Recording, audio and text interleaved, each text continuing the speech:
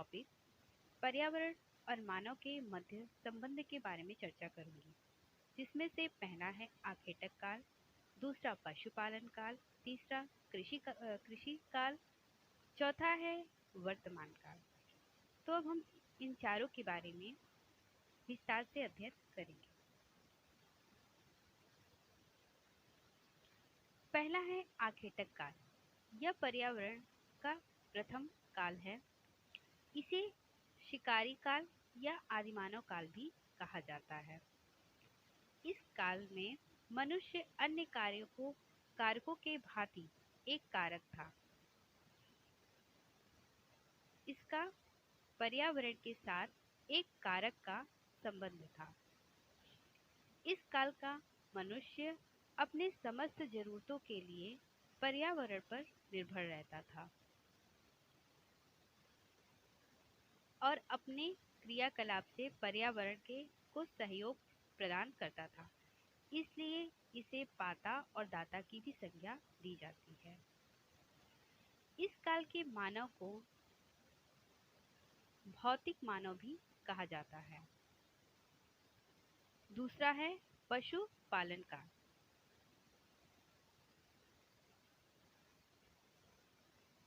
पशुपालन काल एक ऐसा काल है जिसमें मनुष्य ने सर्वप्रथम समूह में रहना प्रारंभ किया। यह एक ऐसा काल है जिसमें मनुष्य ने सर्वप्रथम समूह में रहना प्रारंभ किया। इस काल के मानव का उसके पर्यावरण के साथ रूपांतरण कर्ता का या सहायक कर्ता का संबंध बना।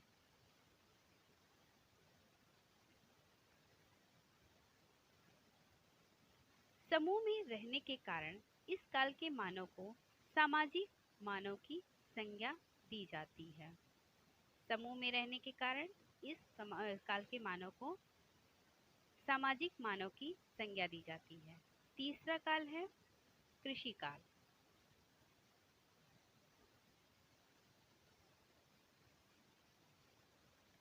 यह पर्यावरण का एक तीसरा काल है। इसमें मनुष्य सर्वप्रथम पर्यावरण के साथ छेड़छाड़ व परिवर्तन करना प्रारंभ किया था। इसलिए इस काल के मानव को परिवर्तन कर्ता भी कहा जाता है। आजीविका के साधन जुटाने के कारण इसे आर्थिक मानव भी कहा जाता है। अंतिम है प्रौद्योगिकी काल। प्रौद्योगिकी काल को वर्तमान काल की संज्ञा दी जाती है। इस काल के मनुष्य में का पर्यावरण के साथ विध्वंसक एवं विनाशक का संबंध बना। इस काल के मानव को प्रौद्योगिकी मानव कहा जाता है। अब हम चर्चा करेंगे पर्यावरण की कुछ महत्वपूर्ण अवधारणा, जिसे भी हम 4 भागों में विभाजित करते हैं। नियतिवादी अवधारणा,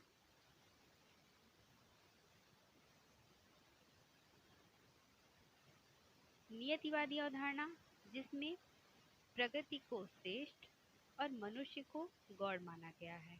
संभववादी अवधारणा जिसमें मनुष्य को श्रेष्ठ और प्रकृति को गौण माना गया है। नवनियतिवादी अवधारणा, उपरोक्त दोनों अवधारणा में इसमें दोनों को श्रेष्ठ नहीं माना गया है। दोनों के बीच मध्यस्थता को बल दिया गया है, जिसमें सतत विकास को पर बल देने की अवधारणा है। इसमें इसी को धारणीय अवधारणा भी कहते हैं। पारिस्थितिकी अवधारणा, चौथा है पारिस्थितिकी अवधारणा जिसमें श्रेष्ठ प्रकृति, जिसमें मानव उसका अंग है। अब हम इसके बारे में विस्तार से चर्चा करेंगे।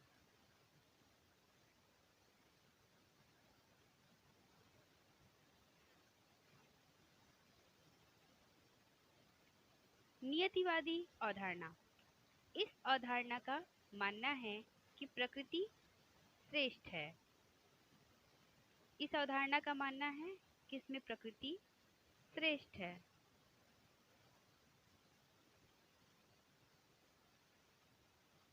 और मनुष्य उसके हाथ का खिलौना है। इस अवधारणा को पर्यावरणीय उपागम कहा जाता है। अगला है संभववादी अवधारणा, जिसे विज्ञानवाद भी कहा जाता है।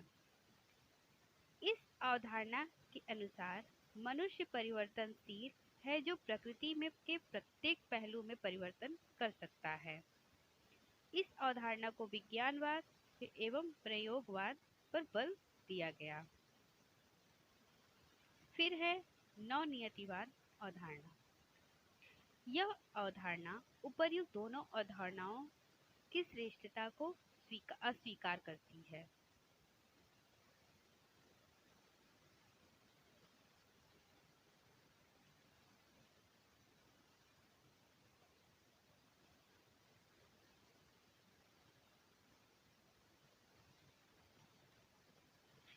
इस अवधारणा का मानना है कि मनुष्य को प्रकृति में परिवर्तन करना चाहिए, परंतु जब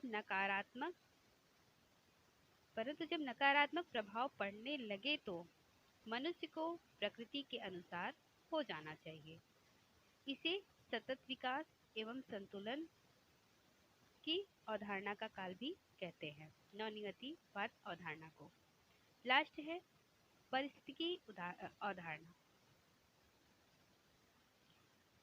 पारिस्थितिकी अवधारणा का मानना है, यह अवधारणा प्रकृति को श्रेष्ठ मानती है और मनुष्य को प्रकृति का एक अंग मानती है।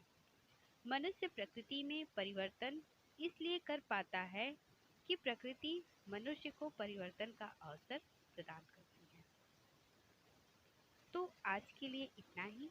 मिलते हैं अगली क्लास में नए टॉपिक के साथ। धन्यवाद।